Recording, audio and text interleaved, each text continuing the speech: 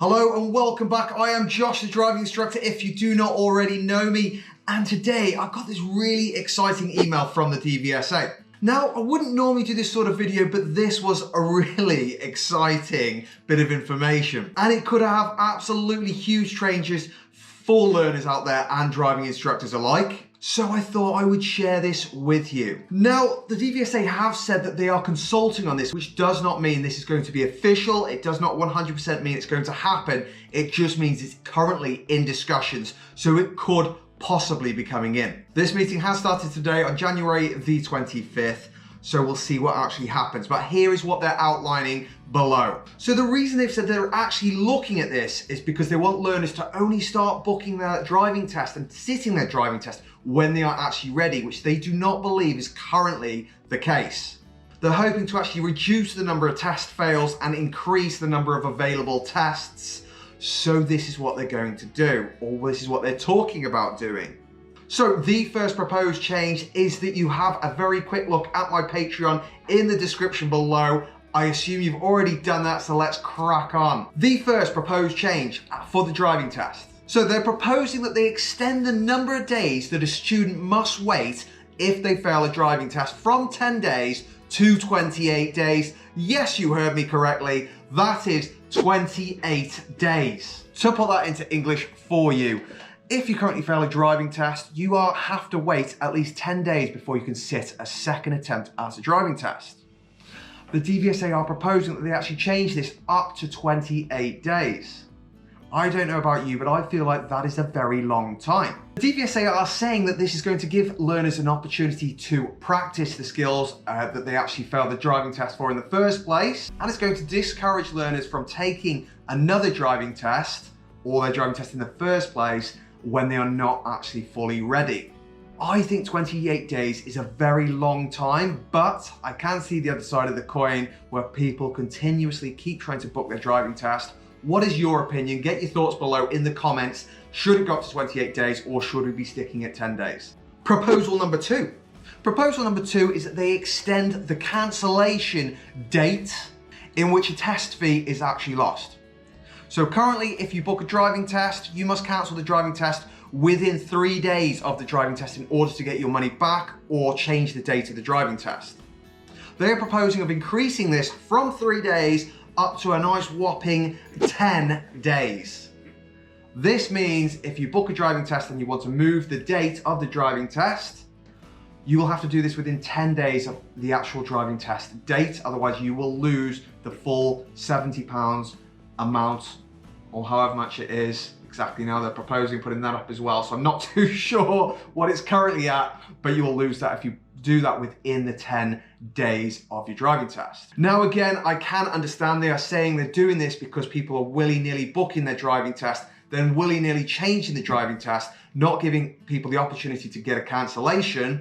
However, the flip side of the coin is people sometimes get ill. Things come up at college and university and work that you cannot foresee, and 10 days is quite a long time. What are your thoughts? Should the cancellation for your driving test increase to 10 days or should it stay at 3 days? Get your thoughts below in the comments. Here is a very interesting one. They are proposing changing the eyesight test to be able to take the eyesight test in any light conditions. Basically, whether or not it's light or dark, it doesn't matter. They should be able to still do the eyesight test. Or instead, being able to do the eyesight test from reading a tablet. Now, the reason this is a very interesting one is because this could actually mean you could start sitting driving tests when it starts to get a little bit darker. So on those winter nights when tests normally finish at around 3 o'clock, last test probably leaves about 3:30. By 4 it's pitch black. Well, if they actually change this rule, they're proposing that they could continue doing tests after dark, which would actually mean more tests available.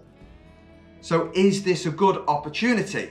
However, you may have to sit your driving test in the dark. What do you think? I like this idea. It means more tests available and you have to drive in the dark as well as the light. So why not do your driving test in the dark? What are your thoughts? Get them in the comments below. The next proposal is to actually introduce digital pass certificates for both theory and driving test. You know that piece of paper you get at the end of your driving test that says you have passed, congratulations? Well, that would now be digital if the proposal was to go through, which again, I don't see a problem with this. You've no longer got a piece of paper to lose, get chewed up by the dog, or whatever else you like to do with your pass certificate. What's your opinions? Get it in the comments below.